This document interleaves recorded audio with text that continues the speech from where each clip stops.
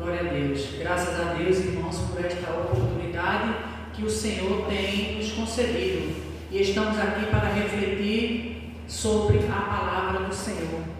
E gostaria de deixar aqui em 2 Crônicas, no capítulo 7 e o versículo 14, e diz assim: E se o meu povo, que se chama pelo meu nome, se humilhar e orar e buscar a minha face e se converter dos seus maus caminhos, então eu ouvirei dos céus, perdoarei os seus pecados e sararei a sua terra. Glória a Deus. Amém? Glória a Jesus. A palavra do Senhor fala aqui para cada um de nós, dizendo que o povo deve clamar. Mas você tem que estar atento a quem você está clamando, ao que você está buscando.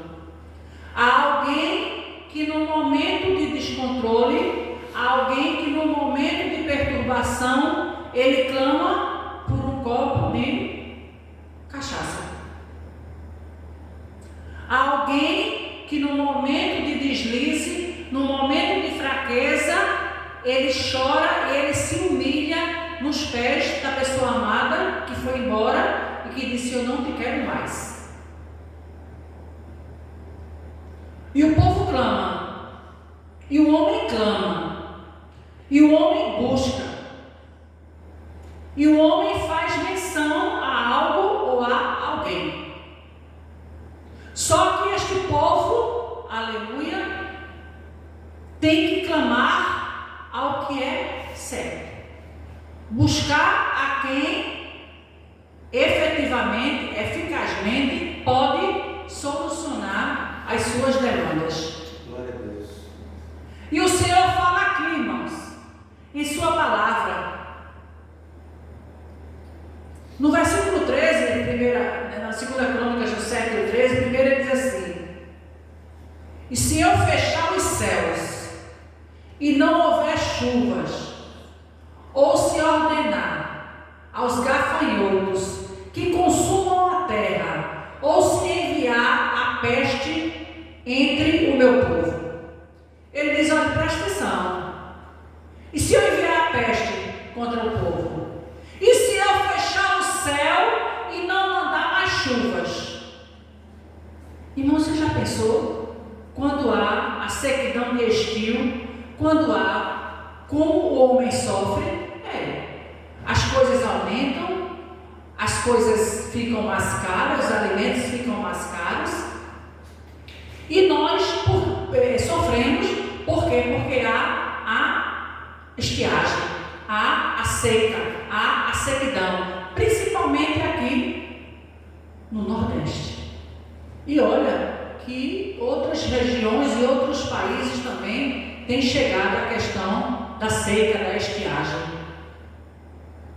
E estes poderes, eles estão nas mãos do Senhor. Ele fala: se eu fechar os céus e não houver chuva, às vezes se quer reclamar, ou chuva, e não dá para a gente sair, não dá para a gente fazer muita coisa com a chuva, estraga alguns calçados, molha a nossa roupa, despentia o nosso cabelo, chuva.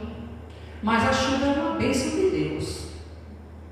O sol, a estiagem também é uma bênção de Deus. Mas neste caso aqui, o Senhor disse: se eu fechar o céu e eu não mandar chuva, e eu mandar o gafanhoto, irmão, a peste do gafanhoto, destruir a plantação.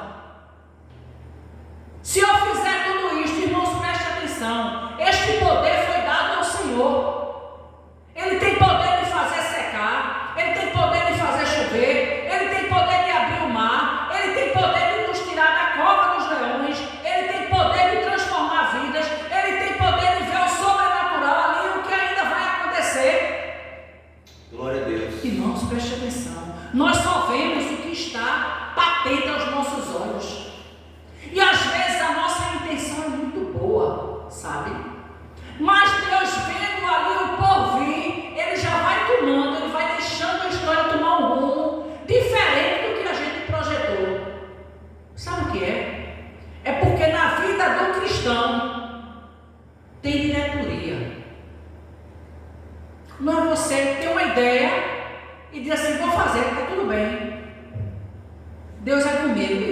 Você orou sobre isso?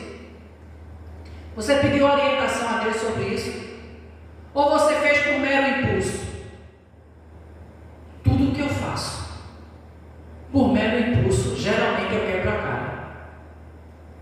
Pode ser que a intenção seja a melhor possível, mas geralmente, sabe por quê?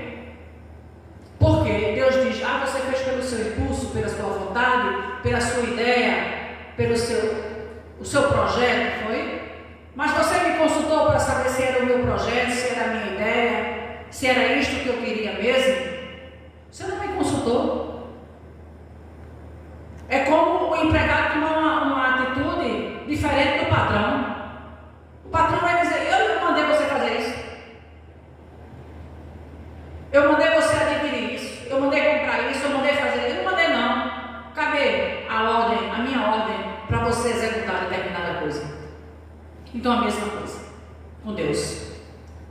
Ele diz que nós devemos ficar ali na dependência dele. Mas aí ele vem, irmãos, com o bálsamo.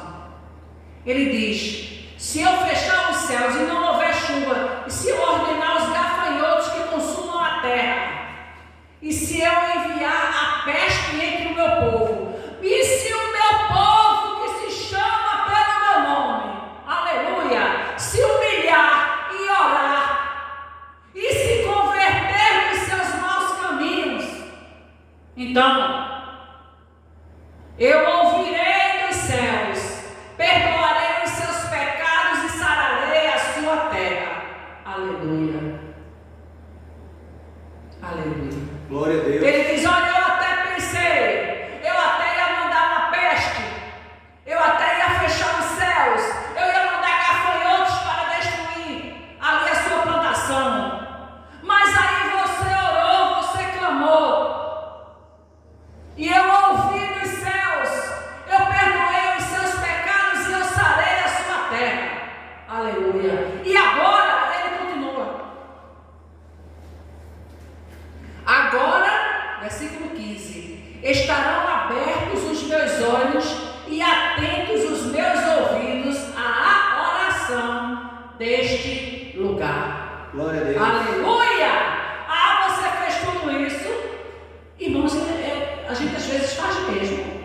A gente toma atitude sem consultar a Deus. A gente faz alguma coisa sem pedir ali o aval divino. E como eu falei, pelo menos comigo, todas as vezes que eu quis agir por impulso, pela minha própria vontade, pela minha própria fortaleza, eu dei com a cara no chão. A intenção era maravilhosa, mas não consultou o Senhor primeiro, não pediu orientação ao Senhor. Aí ele deixa, você quer andar sozinha? Você quer fazer sem consultar? Eu vou deixar um pouquinho para você experimentar e você ver como é que as suas atitudes podem lhe prejudicar se eu não estiver no centro da sua vontade, no centro da sua vida. Irmãos, a nossa vida tem que ser cristocêntrica. Cristo é o centro da nossa vida. Se você não coloca Cristo no centro da sua vida, se você não pede a orientação a Deus, você está fadado ao fiasco, você está fadado ao fracasso, você está fadado à decepção. É verdade. E eu que diga também, pastor.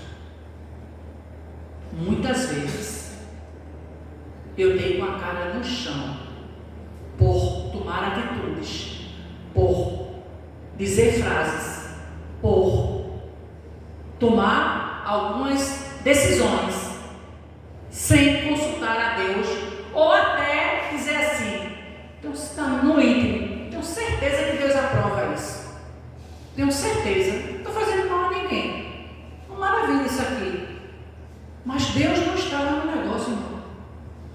Deus não está. Deus tinha outros planos, porque a palavra do Senhor diz, porque eu bem sei os pensamentos que eu tenho de vós, pensamentos de paz e não de guerra. Eu bem sei sei, porque os meus caminhos não são os teus caminhos. Os caminhos, nem os meus pensamentos são os teus pensamentos, diz o Senhor dos Exércitos nesta noite. Glória a Deus. Aleluia. O caminho do Senhor é diferente, irmão. A vontade do Senhor é perfeita. E olha, quer que eu diga? A carga começa a pesar, a coisa começa a acontecer, e você fica ali meio cambaleante e perguntando onde foi, questionando. Onde foi que eu errei? Onde foi? E o Senhor deixa você bater cabeça mesmo. Bater. Eu vejo muito na profissão do meu marido. Ele faz um painel grande, aqueles painéis elétricos, né? Grandes, maiores do que grandes portões, são enormes, 3 metros, 4 metros. Ele faz uns painéis enormes e ali fica. E se ele errar uma chave daquela, ele errar um dispositivo daquele, quando ele vai testar, o painel dá pane, o painel não liga, o painel fica a desejar. Então ele tem que seguir efetivamente aquela norma imposta pelo engenheiro. Ele, com o seu gabarito, às vezes ele dá até uma orientação para o engenheiro: só, isso aqui está bonito no papel, mas na prática tem que ser assim, por isso, por aquilo, e eu fico só ali observando o trabalho dele. Mas se ele errar aquele painel, se ele não observar aquelas diretrizes, se ele não seguir aquele riscado, ele vai ter um painel muito grande, muito bonito, todo ali no capricho, mas ele não vai funcionar. A mesma coisa somos nós. Se nós não seguirmos as orientações constantes aqui na Bíblia, se nós não consultarmos ao Senhor, se nós não estivermos no centro da vontade de Deus, está muito bonito, mas não está eficaz, e Deus não está nesse negócio. Aleluia. Ah, mas a minha intenção é a melhor. Pois é, mas Deus tem algo melhor ainda para você. Deus tem algo tremendo. Aleluia. E se o meu povo, que se chama pelo meu nome, se humilhar e orar e buscar a minha face e se converter dos seus maus caminhos, então ele dá assento do que deve fazer antes dele ouvir. Eu até ouço o seu clamor, mas antes você tem que se humilhar, orar, buscar a minha face, se converter dos seus maus caminhos. Depois disto é que eu ouvirei dos céus, perdoarei os seus pecados e sararei a sua terra. O Senhor dá a senha, o Senhor dá a receita do bolo, o Senhor dá a chave da vitória. É a oração.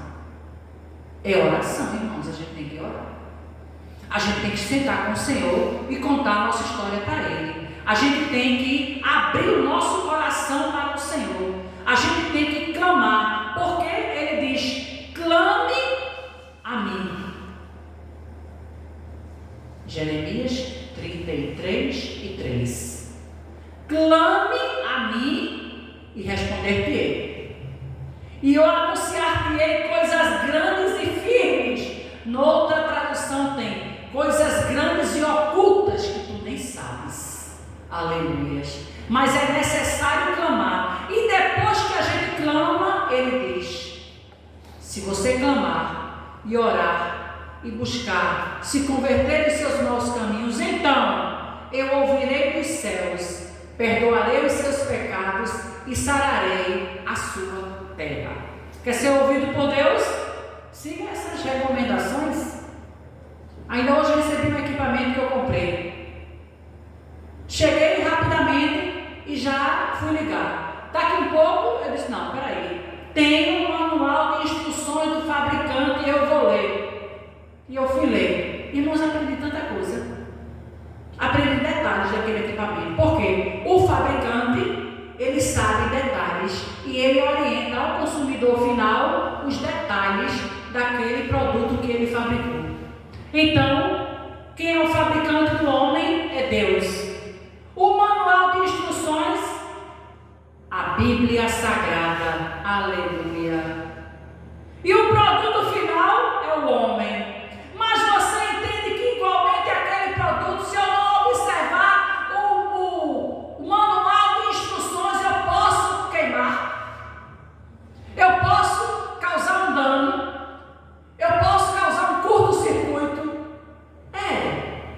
Posso ter um problema. A mesma coisa é o homem. Se o homem deixa de observar a Bíblia, se o homem deixa de estar ali abalizado, observando as Sagradas Escrituras, o que vai acontecer? Vai dar um pane na vida dele. Vai dar uma pane na vida dele.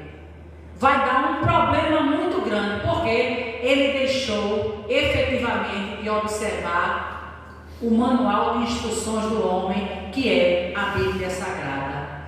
Então, para Deus ouvir, Deus diz que nós devemos seguir esses 4 caminhos: se humilhar, orar, buscar a face de Deus e se converter dos seus maus caminhos.